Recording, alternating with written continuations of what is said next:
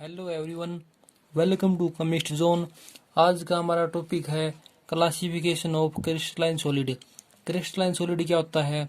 जिसके अंदर constituent particle, atom, ion, molecule का अरेंजमेंट रेगुलर पैटर्न में हो, उसको हम क्रिस्टलाइन सॉलिड बोलते हैं। क्रिस्टलाइन सॉलिड को हमने 4 भागों में डिवाइड किया है: आयनिक, मॉलिक्यूलर, कोवलेंट और metallic, on the basis of nature of constituent particle and intermolecular force. कि हमने क्रिस्टलाइन सॉलिड को 4 भागों में बांटा है। किसका बेसिस पे? इंटरमोलिकुलर फोर्स और नेचर ऑफ कॉन्स्टिट्यूएंट पार्टिकल का बेसिस के ऊपर हमने क्रिस्टलाइन सॉलिड को 4 हिस्सों में बांटा है। पहला है आयनिक solid, molecular solid, covalent solid and metallic solid. और हम कोवलेंट सॉलिड को नेटवर्क सॉलिड भी बोलते हैं। फिर आता है हमारा आयनिक सॉलिड। आयनिक सॉलिड क्या है? इसके अंदर हमारे जो कॉन्स्टिट्यूएंट पार्टिकल होंगे वो होंगे कैटायन और एनायन, और उनके बीच में जो फोर्स ऑफ अट्रैक्शन कौन सा होगा? इलेक्ट्रोस्टैटिक फोर्स ऑफ अट्रैक्शन होगा, जिसको हम कूलम्बिक फोर्स भी बोलते हैं। तो आयनिक सॉलिड के अंदर कॉन्स्टिट्यूएंट पार्टिकल क्या होंगे? कैटायन और एनायन, और उनके बीच में फोर्स ऑफ अट्रैक्शन कौन सा होगा? इलेक्ट्रोस्टैटिक फोर्स ऑफ अट्रैक्शन, उसको हम आयनिक सॉलिड बोलेंगे। उसके बाद है मॉलिक्यूलर सॉलिड।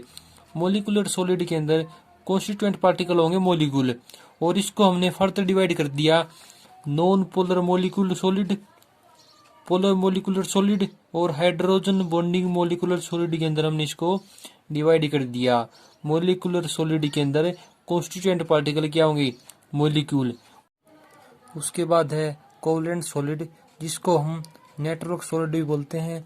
कोवलेंट सॉलिड के अंदर कॉन्स्टिट्यूएंट पार्टिकल क्या होंगे? नॉन मेटल, जो कि आपस में किस बॉन्ड के द्वारा जुड़े होंगे? कोवलेंट बॉन्ड के द्वारा। तो कोवलेंट सॉलिड को हम नेटवर्क सॉलिड भी बोलते हैं। इसके अंदर कॉन्स्टिट्यूएंट पार्टिकल कोवलेंट बॉन्ड के द्वारा आपस में जुड़े होंगे। और लास्ट है हमारा मेटालिक सॉलिड। इसके अंदर जो कॉन्स्टिट्यूएंट पार्टिकल क्या होंगे? पॉजिटिव चार्ज मेटल आयन और फ्री इलेक्ट्रॉन, और इनके में बॉन्ड कौन सा होगा? इनके बीच में मेटालिक बॉन्ड होगा। अब हम टाइप ऑफ क्रिस्टलाइन सॉलिड है उनको डिटेल में पढ़ेंगे। सबसे पहले है आयनिक सॉलिड। आयनिक सॉलिड क्या है? जिसके अंदर जो कॉन्स्टिट्यूएंट पार्टिकल है वो पॉजिटिव और नेगेटिव आयन हो, जैसे कि हम कह सकते हैं कैटायन और एनायन। पॉजिटिव को कैटायन, नेगेटिव को anion. Arrange in 3D space, जो कि 3D स्पेस में अरेंज किए गए हैं, उसको हम आयनिक सॉलिड बोलेंगे। जो ये आयन है उनके बीच में फोर्स ऑफ अट्रैक्शन कौन सा होगा? Strong Coulombic force of attraction, जिसको हम इलेक्ट्रोस्टैटिक फोर्स ऑफ अट्रैक्शन भी बोलते हैं। अब बात करेंगे मेल्टिंग पॉइंट और बॉइलिंग पॉइंट की। तो आयनिक सॉलिड का मेल्टिंग पॉइंट और बॉइलिंग पॉइंट हाई होता है। इसका रीजन क्या है? क्योंकि इसके बीच में strong electrostatic force of attraction होता है। जो कॉन्स्टिट्यूएंट पार्टिकल होते हैं उनके बीच में strong electrostatic force of attraction होता है, जिसकी वजह से इनका मेल्टिंग पॉइंट और बॉइलिंग पॉइंट क्या होता है? हाई। उसके बाद ये इंसुलेटर होते हैं सॉलिड स्टेट में। कि ये जो आयनिक सॉलिड है सॉलिड स्टेट में तो इंसुलेटर होते हैं, लेकिन एक्वस और मोल्टन स्टेट के अंदर गुड कंडक्टर ऑफ इलेक्ट्रिसिटी होते हैं। इंसुलेटर क्यों होते हैं सॉलिड स्टेट में? क्योंकि जितने भी कॉन्स्टेंट पार्टिकल होंगे वो टाइटली बाउंडेड होते हैं एक दूसरे के साथ। इलेक्ट्रोस्टैटिक फोर्स बहुत ही ज्यादा होता है, लेकिन एक्वस और मोल्टन स्टेट के अंदर उनके बीच में फोर्स ऑफ अट्रैक्शन कम हो जाता है, जिसकी वजह से वो गुड कंडक्टर ऑफ इलेक्ट्रिसिटी हो जाते हैं। बात करें सोलेबिलिटी की, तो ये पोलर सोलवेंट के अंदर सोलेबल होते हैं, लेकिन नॉन पोलर सोलवेंट के अंदर ये इनसोलेबल होते हैं। आयनिक सॉलिड है वे हार्ड होते हैं। हार्ड होने का रीजन क्या है? Due to strong electrostatic force of attraction. Electrostatic force of attraction strong होने की वजह से ये हार्ड होते हैं, ब्रिटल होते हैं। इनके एग्जाम्पल की बात करें, NaCl, MgO, ZnS, CF2, LiF extra, ये इसके एग्जाम्पल है। तो सिंपल रूप से यदि हम आयनिक सॉलिड की बात करें, इसके अंदर कॉन्स्टिट्यूएंट पार्टिकल पॉजिटिव और नेगेटिव आयन होंगे। उनके बीच में फोर्स ऑफ अट्रैक्शन क्या होगा? स्ट्रॉन्ग कूलम्बिक फोर्स होगा, और जिसको हम इलेक्ट्रोस्टैटिक फोर्स ऑफ अट्रैक्शन भी बोलते हैं। मेल्टिंग पॉइंट और बॉइलिंग पॉइंट इनका हाई होता है। इसका रीजन क्या है? Due to strong electrostatic force of attraction. ये सॉलिड स्टेट में इंसुलेटर होते हैं, लेकिन aqueous solution या फिर molten state में गुड कंडक्टर ऑफ इलेक्ट्रिसिटी होते हैं।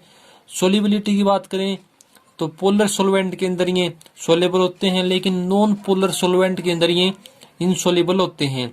हार्ड होते हैं, हार्ड होने का रीजन क्या है? Due to strong electrostatic force of attraction. Brittle होते हैं, इनके एग्जांपल क्या है? NaCl, MgO, ZnS, CaF2, LiF। उसके बाद आता है मोलिकुलर सॉलिड। मोलिकुलर सॉलिड में क्या होगा? जो कॉन्स्टिट्यूएंट पार्टिकल क्या होंगे? वो होंगे मोलिक्यूल। मोलिकुलर सॉलिड के अंदर कॉन्स्टिट्यूएंट पार्टिकल मोलिक्यूल होते हैं, और इसको हम फर्दर डिवाइड करेंगे 3 टाइप में। सबसे पहला है नॉन पोलर मोलिकुलर सॉलिड। जैसे कि नाम से पता चलता है, इसके अंदर जो कॉन्स्टिट्यूएंट पार्टिकल क्या होंगे? नॉन पोलर मोलिक्यूल होंगे, और नोबल गैस भी हो सकती है, क्योंकि नोबल गैस भी नॉन पोलर की तरह एक्ट करती हैं। जैसे इसके एग्जांपल हो गया H2Cl2, Y2, CH4 एक्सेट्रा। ये सभी क्या है? नॉन पोलर है, इसलिए कॉन्स्टिट्यूएंट पार्टिकल क्या होंगे? Non polar. नोबल गैस के अंदर एग्जांपल हो गए हीलियम, नियोन, आर्गन एक्सेट्रा। ये नोबल गैस के एग्जांपल है।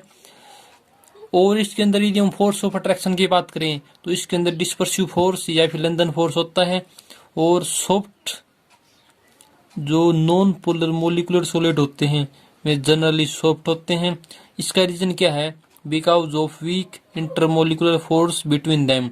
इनके बीच में वीक इंटरमोलिकुलर फोर्स होता है, जिसकी वजह से ये सॉफ्ट होते हैं। इंसुलेटर होते हैं, they are no ion present.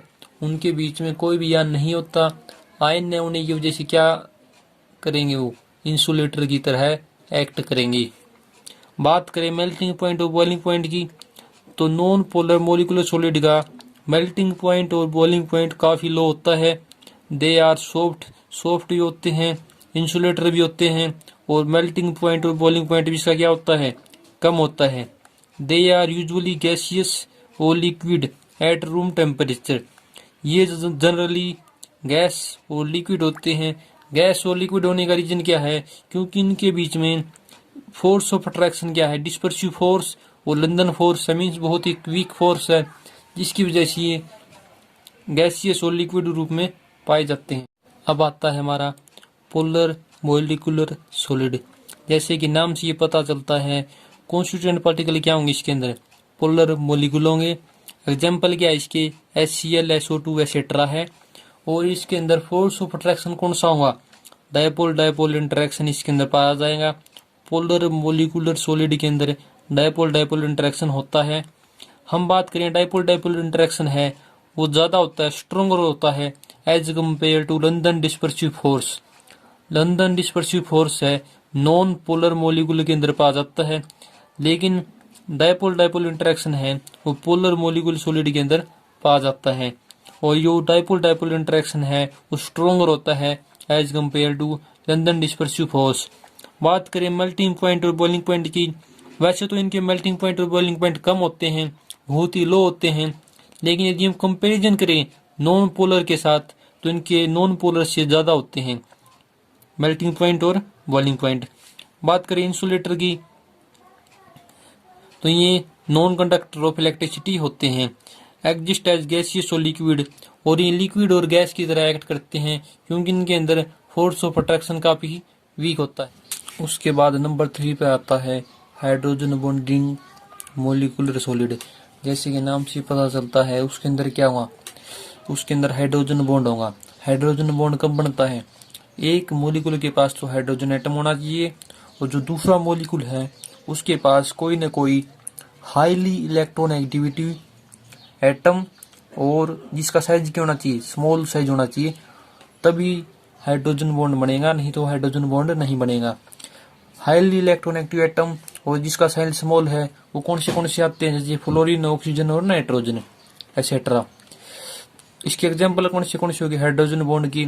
Water, NH3। Water में क्या होगा? एक वाटर मोलिकुल का ऑक्सीजन दूसरे वाटर मोलिकुल का हाइड्रोजन के बीच में जो बॉन्ड बनेगा उसको हम बोलेंगे हाइड्रोजन बॉन्ड। फोर्स की बात करें तो हाइड्रोजन बॉन्ड जैसे नाम की पता चलता है हाइड्रोजन बॉन्ड बहुत ही स्ट्रॉन्ग बॉन्ड है, इसलिए ये इंसुलेटर की तरह एक्ट करेंगे। इनका मेल्टिंग पॉइंट और बॉइलिंग पॉइंट की बात करें, मेल्टिंग पॉइंट और बॉइलिंग पॉइंट इनका काफ़ी लो होता है, लेकिन जब हम कंपैरिजन करते हैं पोलर मोलिकुलर सॉलिड से और नॉन पोलर मोलिकुलर सॉलिड से, उनसे हाई होता है। अब हम बात करेंगे कोवलेंट और नेटवर्क सॉलिड की। कोवलेंट सॉलिड को हम नेटवर्क सॉलिड भी बोलते हैं। इसके अंदर जो कॉन्स्टिट्यूएंट पार्टिकल होंगे नॉन मेटल एटम, और जो कि आपस में कोवलेंट बॉन्ड के द्वारा जुड़े होते हैं। As a result network of covalent bond is formed, hence they form giant molecule. Example क्या क्या है? Diamond, quartz, graphite, silicon carbide etcetera इसके एग्जाम्पल है।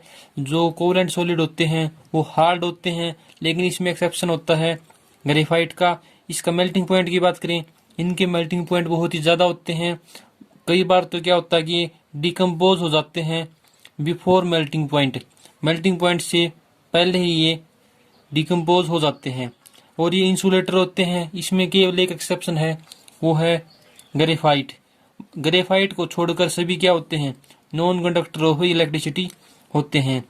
बात करें ग्रेफाइट की, ग्रेफाइट में वैसे तो कोवलेंट बॉन्ड होता है, लेकिन उसके बावजूद वह good conductor of heat and electricity होता है। और लास्ट है हमारा मेटालिक सॉलिड। मेटालिक सॉलिड के अंदर क्या होगा? जो कॉन्स्टिट्यूएंट पार्टिकल होंगे, ये पॉजिटिव चार्ज, मेटल आयन और फ्री इलेक्ट्रॉन होते हैं। These electron can easily flow throughout the metal crystal like water in the sea, hence we call it a sea of free electron. These mobile electrons are simultaneously attracted by the positive ion and hence hold these positive ion together.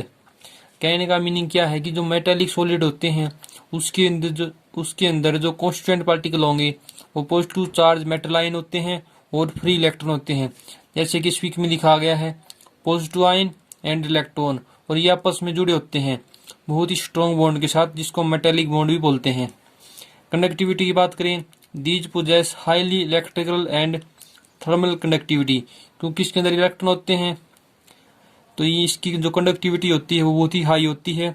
Hard होते हैं, malleable होते हैं, ductile होते हैं, melting point इनका high होता है। As the positive ion are closely packed in the crystal, most of the metal possess high melting point and high density. Density भी इनकी हाई होती है और मेल्टिंग पॉइंट भी इनका हाई होता है।